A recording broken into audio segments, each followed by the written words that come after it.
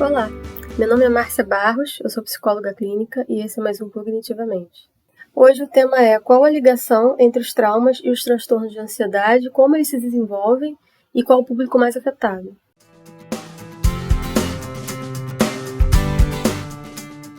Então, primeiro a gente pode começar a caracterizar o que significa o trauma.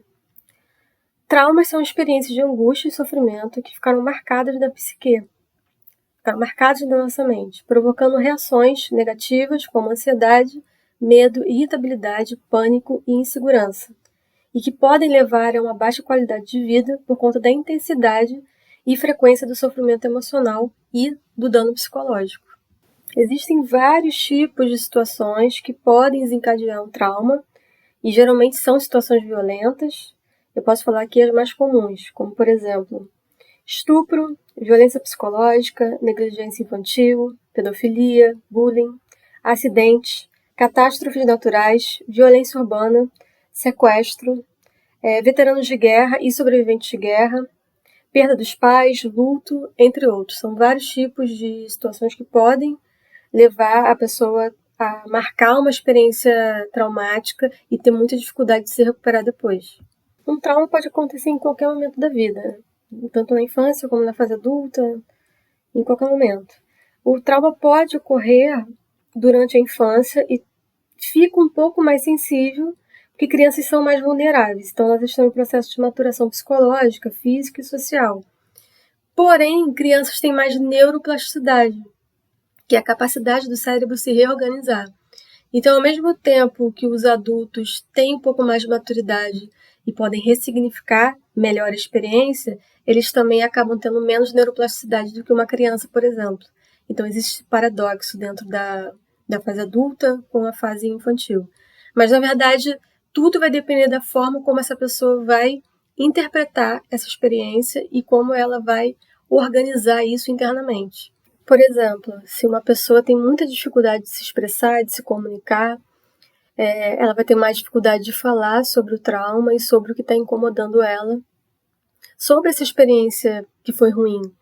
E com o tempo, isso é bem característico, principalmente na clínica psicológica, pessoas que chegam ao consultório com uma vivência, uma experiência extremamente traumática e não falou aquilo para ninguém, não falou para o esposo, não falou para os filhos, não falou para a mãe, não falou para o pai, simplesmente guardou, incubou aquilo dentro dela. Por quê? Porque ela tinha ou vergonha, ou medo, ou raiva de si mesma, enfim, qualquer outro sentimento envolvido que ela bloqueou essa experiência dentro de si mesma e, consequentemente, vem outros problemas de saúde, principalmente o desenvolvimento de transtorno de ansiedade.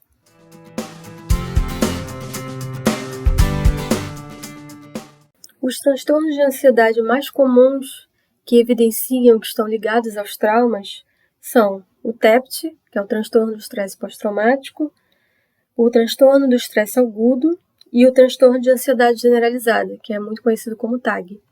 Pessoas expostas a traumas têm maior tendência em desenvolver transtornos de ansiedade devido ao intenso estresse que alguma situação provocou.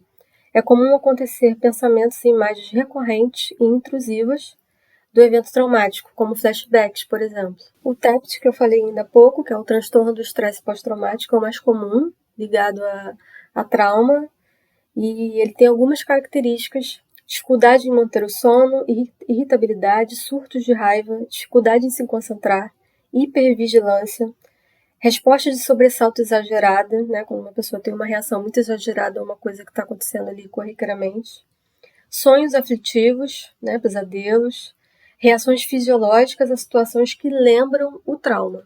Esse transtorno está muito ligado a algumas situações que eu falei também ainda há pouco, de violência urbana, por exemplo, sequestros, estupros, assaltos, eventos que podem acontecer, como eventos de acidente, por exemplo, a pessoa sofreu um acidente automobilístico, um acidente na rua, na praia, se afogou, alguma situação assim que pode acontecer, que marcou ela de uma forma muito profunda.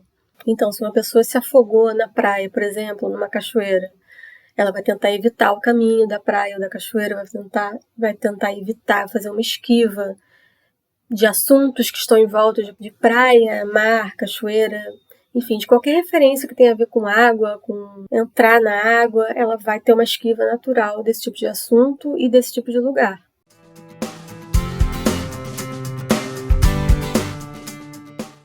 Agora eu vou pegar uma parte do livro Terapia Cognitiva para os Transtornos de Ansiedade, que é do David Clarke e do Aaron Beck, para falar das diferenças de gênero. E aqui ele diz: as mulheres têm uma incidência significativamente mais alta da maioria dos transtornos de ansiedade do que os homens, com a possível exceção do toque, onde as taxas são aproximadamente iguais. O livro traz uma pesquisa onde se concluiu que mulheres podem ter taxas mais altas de transtorno de ansiedade devido a uma vulnerabilidade aumentada causada por afetividade negativa mais alta, padrões de socialização diferenciados, nos quais meninas são encorajadas a ser mais dependentes, pró-sociais, empáticas, mas menos assertivas e controladoras de desafios diários, ansiedade mais difusa, conforme evidenciado por respostas ansiosas, menos discriminativa e mais supergeneralizada, sensibilidade aumentada a lembretes de ameaça e sugestões de ameaça, tendência a mais evitação, preocupação e ruminação sobre ameaças potenciais. Então, podemos concluir que esses padrões culturais, principalmente dentro da cultura ocidental, vulnerabilizam a mulher. Então, pessoas mais vulnerabilizadas têm mais tendência a ter transtorno de ansiedade, principalmente porque a autoestima das pessoas é afetada. Então, elas vão duvidar de si mesmas e vão se sentir mais frágeis. Continuando no livro, onde eles falam da diferença de gênero e entram nas diferenças culturais, eles concluem que há uma evidência substancial de que a cultura desempenha um papel significativo na expressão de sintomas ansiosos.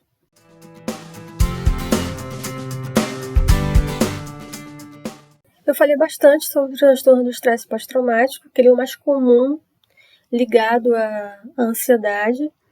Ele geralmente é manifestado logo após o evento, logo após o trauma.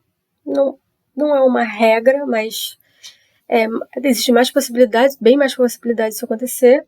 Porém, também tem outros transtornos de ansiedade que estão ligados a traumas. E a gente pode classificar alguns aqui.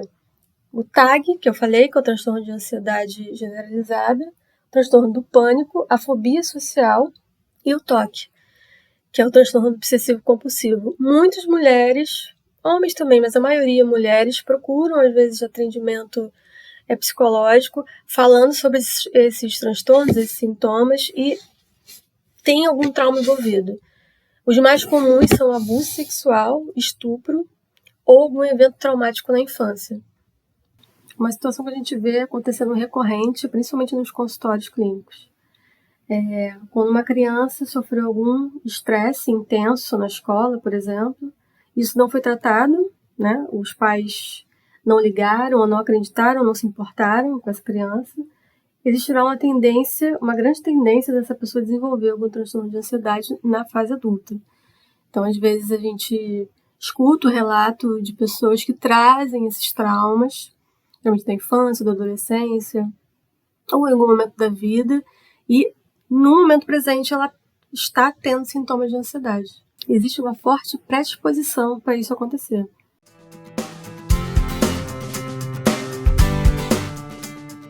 A ansiedade é uma resposta emocional a alguma situação de estresse, uma situação ruim que aconteceu.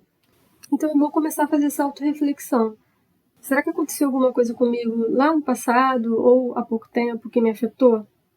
Será que eu não estou atualizando essas emoções agora e elas estão querendo sair? Estão querendo se manifestar? Elas estão querendo dizer o que para mim? O que a ansiedade está querendo dizer?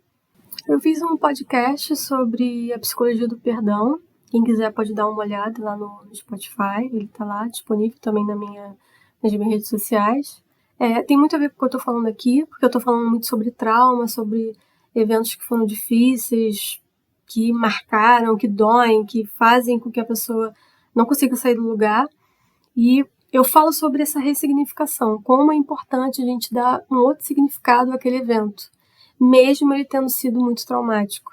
Então, quem quiser pode dar uma olhada, que é bem legal.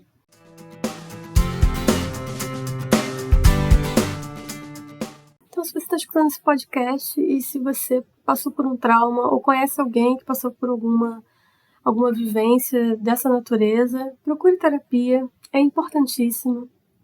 Às vezes, né, como eu falei ainda há pouco, uma pessoa pode ficar anos sustentando isso dentro dela, isso faz muito mal. A gente precisa de um novo olhar, precisa vomitar o que está fazendo mal, jogar isso para fora e principalmente se sentir em paz.